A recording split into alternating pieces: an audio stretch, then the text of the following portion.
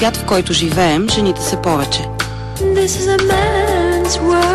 У нас, според последното преброяване, жените надминават броя на мъжете с над 240 хиляди. В мъжкия свят, в който живеем сега, всички се подчиняваме на еднакви правила, живеем при почти еднакви условия, въпреки че сме различни. В мъжкия свят преди правилата са били други, а ролите ясно разпределени. Някъде по пътя на еманципацията и борбата за равноправие, неволно или нарочно жените почти загърбват същността си, за да се превърнат в мъжките момичета, които работят, управляват, отглеждат, творят, раждат, гласуват, домакинстват, обучават, създават, бързат. Понякога даже забравят истини, валидни от древността.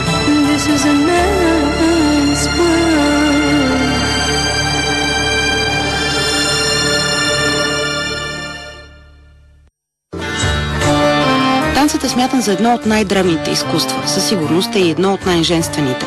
Най-старото писмено свидетелство за танца е индийският трактат Натя Шастра от 2 век преди новата ера. А най-старото доказателство – статуетка на танцорка от преди 4500 години.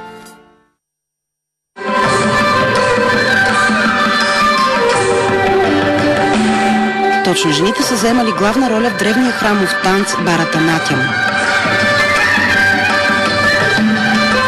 Това е едно древно синкретично изкуство, от което в бъдеще произлизат не само отделни жанрове или стилове, а дори и цели отделни изкуства, сценични изкуства.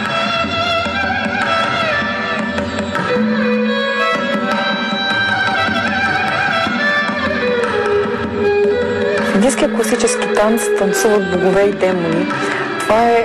Той е възникнал най-вече като храмов танц и затова е посветен в служба на боговете. В индийския танц историите са свързани с някакви морални ценности, най-малкото морална поука, както за притчите, от които ние да изведем определени изводи и да излезем от цялата след това, гледайки този театър чрез танц, с идеята, че сме открили нещо ново, че сме разбрали нещо повече.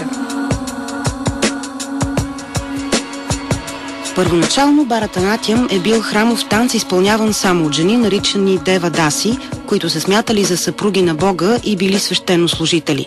Това изкуство е показано за пръв път пред публика извън храмовете през 1930 година. Сам по себе си индийски класически танц е елитарно изкуство и изисква от публиката съответна подготовка. В смисъл, те трябва да бъдат запознати с философията, трябва да бъдат запознати с символите, които ползва танцът. Ползват се пръстите на ръцете, така наречените мудри. Ето, ако за това, примерно, може да се досетим, че е пчела, затова няма как да се досетим, че е Бог Вишну. И затова е нужно публиката да бъде образована. По този начин спектакъл представлява симбиоза от публиката, зрителите и от танцорите.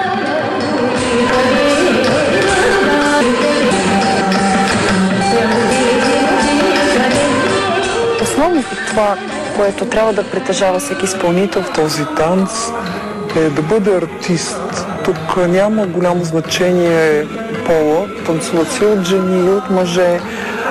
Трябва да може този артист на сцената, така както един мим може да покаже и животно, и човек, и състояние. По същия начин и танцорката в индийския класически танц или танцорът трябва да може да се превъплъщава, трябва да може да изглежда и като мъж, и като жена, и като малко дете, и като растение, и като животно. Трябва да може постоянно да се преобразява, да бъде различен.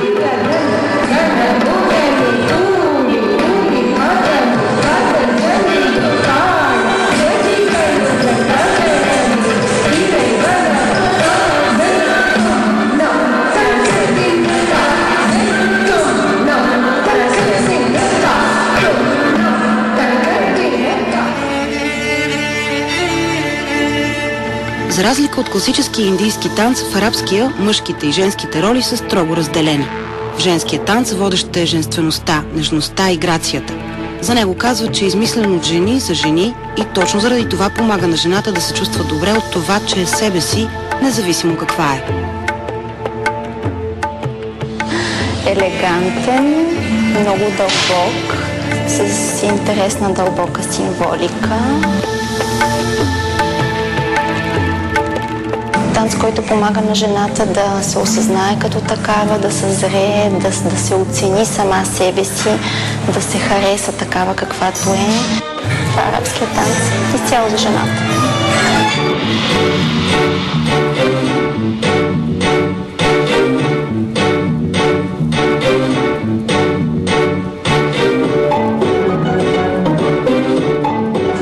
Арабският танц е, че с него могат да се изразят всякакви емоции, дълбоки. Мъката, любовта, търсенето на нещо, болката от загуба на любими хора. Тоест жената е един човек, който е пълен с емоции и човек, който разполага с тоталната свобода да изрази тези си емоции с танца.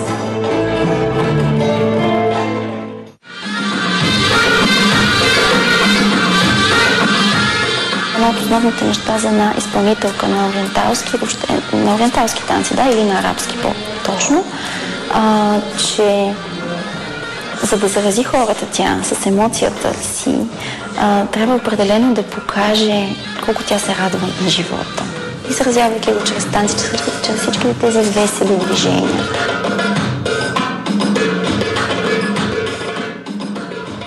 Историите в арабския танц най-често са любовни, но разказват и за приятелството, за тъгата по загуба на близък човек, за живота, дори и за раждането на дете.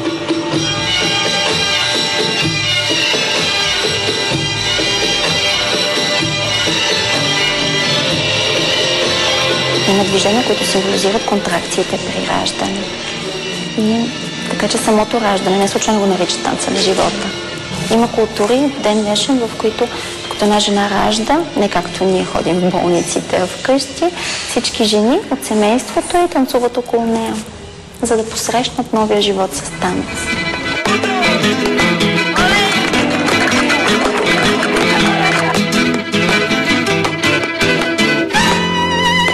Арабско влияние се смята, че има и в огнения испански танц фламенко.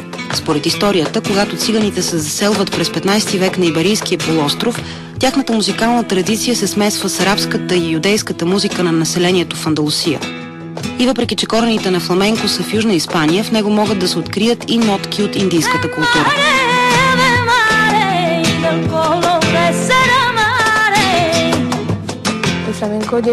Фламенкото достига директно до едно място в човека, което е много лично. Част от неговата същност. То достига до душата му и я кара да завибрира. Всеки се влюбва по някакъв начин в фламенкото. Интересното е, че това се случва на всички континенти, защото всеки го усеща по различен начин. Това, което според мен е прекрасно е, че всички по света са толкова различни, но чрез фламенкото между тях се създава една невидима връзка.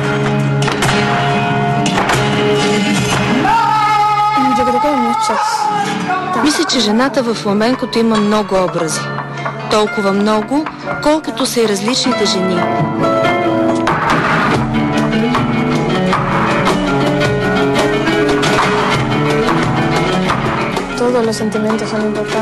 В фламенкото всички усещания са важни. В музиката има много енергия, много сила, но има и време за всичко. В един спектакъл има време за много сила, много чувственост, женственост. В фламенкото има много цветове. Като в живота? Както в живота, точно. Исабел Байон танцува фламенко от 5 годишна. Казва, че не тя е избрала танца, а той е избрал нея. До някъде ме е формирало като човек, защото ми помага да живея. Помага ми в ежедневието, използвам фламенкото, когато съм тъжна или радостна, за да изразя себе си. И то ми помага да намеря себе си, да постигна равновесие със себе си. Той е като един вид терапия за мен, защото всичко, което не мога да изкажа с думи, го казвам чрез танца си, танцувайки. И това ми помага в живота. Аз мисля, че това се случва на всички, които се занимаваме с фламенко. Защото сякаш живеем в един наш друг свят. Защото това е една работа, която заема много от нашето време. Фламенкото се живее, не се работи. Понякога е много трудно да отделиш работата от останалата част от живота си.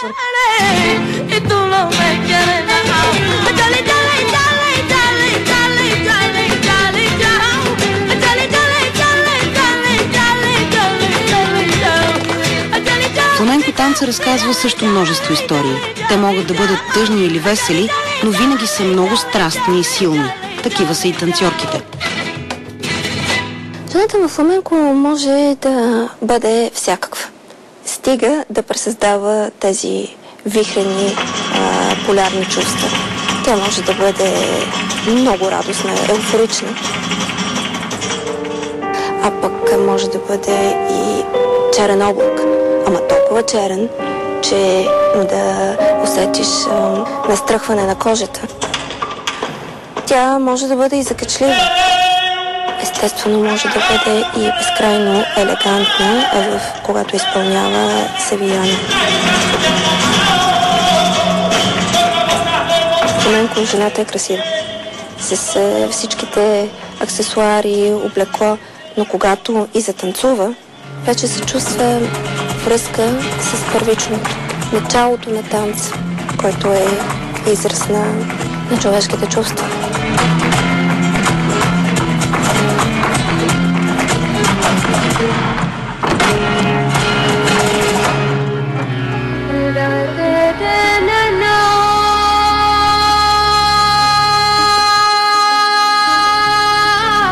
Жената, свързваща ни с Бога в индийския танц, елегантна и нежна в арабския и страстна в фламенко.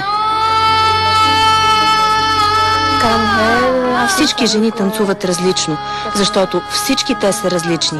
Чувстват по различен начин. Някои са по-женствени, други имат силна вътрешна енергия. Има голямо разнообразие и за това има страшно много образи. Ние живяваме силно всичко. За нас любовта е много фатална. Ставането майка, превръщането ни в майка е много фатално. Самата борба непрекъсната с живота. Много от нас, вследствие на някакво грешно образование, може би, се опитва да живеят живот по мъжки модел. А това няма как да ни направи щастливи. Това живот ориентиран около кариерата. Не, че кариерата не е важна, не, че не носи радост, но живот, който има това за своя център, нещо ограбва от същността на жената. Макар и изпепеляващи, полярните чувства са необходими, за да усещаме живота. Може би аз си мисля, че всяка една жена тайно или явно си мечтае да бъде много обичана, да бъде ценена от половинката си, да бъде поставена на един такъв пиедестал. Заради това, че е жена.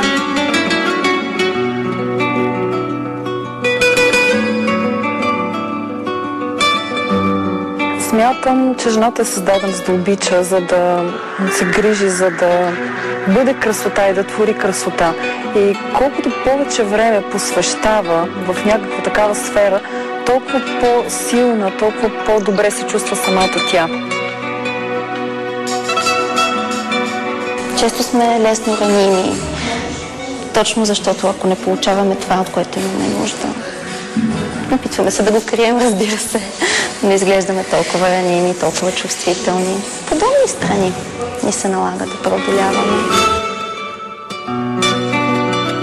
За да бъдеш женствена и за да бъдеш жена, не трябват нито пари, нито произход, нито дрехи, нито някакви специални умения. Това е нещо, с което си роден. Това е твоята природа.